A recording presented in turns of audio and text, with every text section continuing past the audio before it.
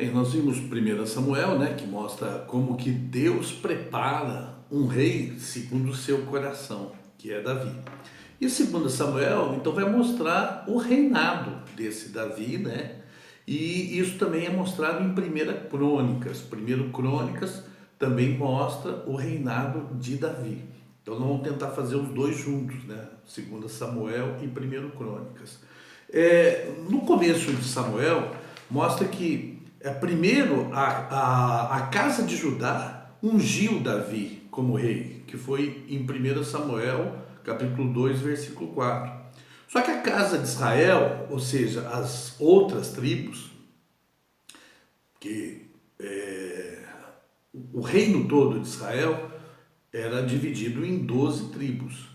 E uma tribo, então, ungiu Judá, a tribo de Judá ungiu Davi em 1 Samuel 2. E o restante de Israel tinha ficado com o Saul. E no capítulo 5, então, mostra o restante das tribos, porque aqui a gente vê toda a terra de Canaã, né, que ela foi dividida por tribos.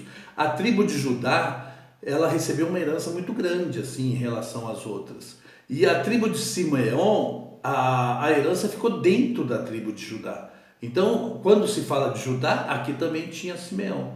E Benjamim, né, Saul era da tribo de Benjamim. Essa tribo depois ela fica junto com Judá. E as outras 10 tribos, elas ficaram lá com Saul. E depois nós vamos ver que quando houve a divisão, né, do reino de Salomão, né, na época de Roboão, então nós temos as 10 tribos com o Jeroboão e as outras tribos, né, as 2 tribos com Davi. Mas aqui no caso, então, primeiro Judá ungiu, aceitou Davi como rei, e depois Israel aceitou Davi como rei. Então isso é muito interessante, né? Aqueles que são ungidos por Deus, Davi tinha sido ungido muito antes, né, por Samuel, mas faltava o quê? Faltava o povo aceitar.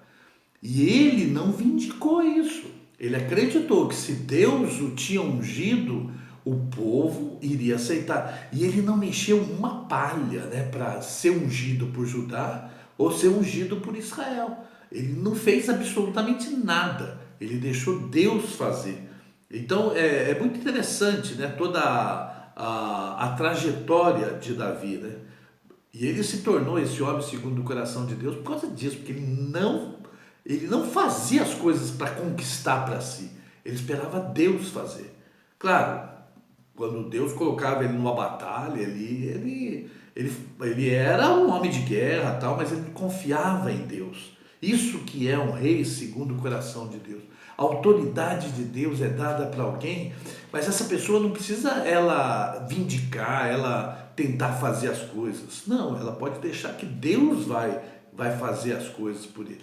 Então a experiência de Davi em 2 Samuel é muito rica, né? Mostra, né, ele como um rei segundo o coração de Deus, não fazendo nada para conquistar esse reino, e o Senhor entregando esse reino para ele. E todas as vitórias, né, que isso trouxe, né, pelo fato dele se entregar totalmente ao Senhor e confiar totalmente no Senhor.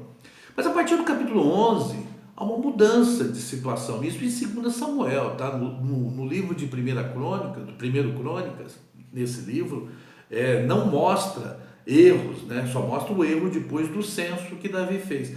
Mas o erro mostrado em 2 Samuel, capítulo 11, que foi quando ele olhou para Betseba, e aí ele armou todo aquele esquema, né, para fazer um adultério com Betseba, e depois ainda armou, né, a morte de Urias.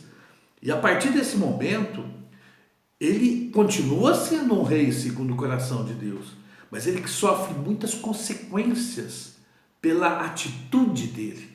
E essas consequências foram terríveis. Os filhos deles se mataram, ou quer dizer, o Amon matou o outro filho dele, esse outro filho que foi morto por Absalão, né? Absalão matou Amon, né? desculpa. E Amon tinha seduzido Tamar.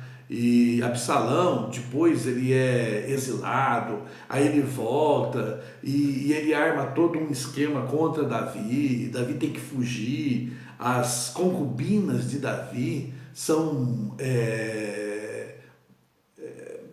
como é que fala assim, são possuídas publicamente por Absalão. É uma coisa assim absurda, assim, as consequências desse eu, né, de Davi. Mas isso não tirou o reino dele, não, porque ele se arrependia, ele sempre se arrependia e ele nunca vindicava as coisas para ele mesmo.